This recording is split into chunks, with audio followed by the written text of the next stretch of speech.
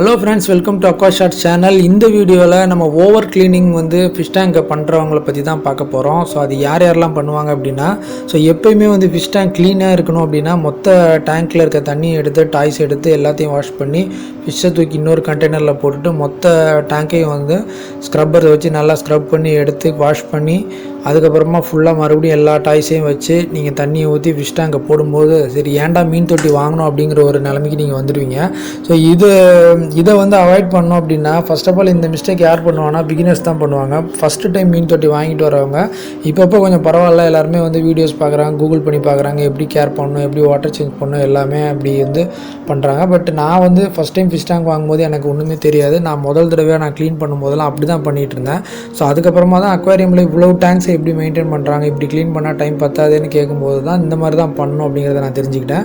So fish tank வந்து எப்போவுமே over க்ளீனிங்காக வைக்கிறது மூலிமா உங்களுக்கு பெரிய டிஸ்அட்வான்டேஜ் என்னென்னா உங்கள் ஃபிஷ்ஷுக்கு தேவையான பெனிஃபிஷியல் பாக்டீரியாஸ் எல்லாமே வந்து உங்கள் டேங்க்லேயும் இருக்கும், உங்களுடைய பழைய ஏஜ்டு வாட்டர்லேயும் இருக்கும். ஸோ அந்த பழைய தண்ணி வந்து நீங்கள் அந்த குட் பாக்டீரியாஸ் வந்து நீங்கள் டாப் அப் பண்ணுற வாட்டரில் மிக்ஸ் ஆகி இருந்தால் தான் ஃபிஷ் வந்து ஸ்ட்ரெஸ் ஆகாமல் இருக்கும், ஃபிஷ் வந்து நல்லா ஆக்டிவாகவும் இருக்கும். ஸோ அது வந்து ரொம்ப லாங் லாஸ்டிங்காக வரணும் அப்படின்னு நினச்சிங்க, ஒரு அடல்ட் ஸ்டேஜ் வரைக்கும் போகணும், ப்ரீடிங் ஸ்டேஜ் வரைக்கும் நான் வளர்க்கணும் அப்படின்னு நீங்கள் நினச்சிங்க அப்படின்னா நீங்கள் அந்த மாதிரி வந்து நீங்கள் மெயின்டைன் பண்ணுறது தான் பெஸ்ட்டாக இருக்கும். அது மட்டும் இல்லாமல் ஈஸி க்ளீனிங் எப்போயுமே வச்சுக்கிறது தான் வந்து ரொம்ப ஸ்மார்ட்டான ஒரு வே. அதாவது நீங்கள் எந்த சைஸ் டேங்க் வச்சுருந்தாலுமே அதுக்கேற்ற மாதிரி டேங்க் ஃபுல்லாக ஃபிஷ்ஷஸ் இருக்கணும் அப்படின்னு நீங்கள் எப்போவுமே நினைக்காதீங்க.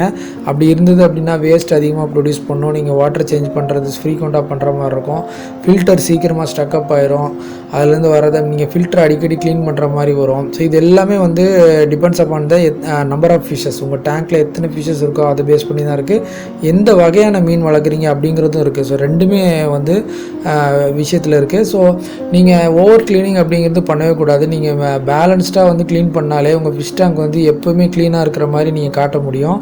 நல்ல பிரைட் லைட்டிங்கில் பார்த்தா கூட உங்களுக்கு அழுக்கு இருக்கிறதே தெரியாது, ரொம்ப வந்து உங்களுக்கு கிறிஸ்டல் கிளியராக உங்கள் வாட்டரை வந்து வச்சுக்க முடியும். அப்படி வாட்டர் சேஞ்ச் வந்து நீங்கள் பண்ணல, வீக்லி வாட்டர் சேஞ்ச் பண்ணல அப்படின்னா தான் இந்த மாதிரி ஆகும், ரொம்ப அழுக்காகும்.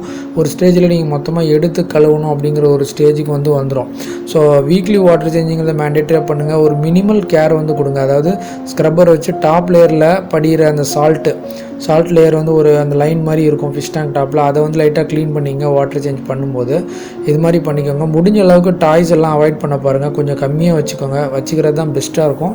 உங்களுக்கு வந்து டைம் எடுக்கிறது எந்த அளவுக்கு கம்மியாக இருக்கோ அந்த அளவுக்கு உங்களுக்கு ஈஸியாக கேர் பண்ண முடியும், ஃபிஷ்ஷஸை கேர் பண்ண முடியும், உங்கள் ஃபிஷ் டேங்கையும் க்ளீனாக மெயின்டைன் பண்ணிக்க முடியும். ஸோ இந்த வீடியோ உங்களுக்கு பிடிச்சிருந்தா லைக் பண்ணி ஷேர் பண்ணி மறக்காம நம்ம சேனலுக்கு சப்ஸ்கிரைப் பண்ணுங்கள். தேங்க்யூ ஃபார் வாட்சிங்.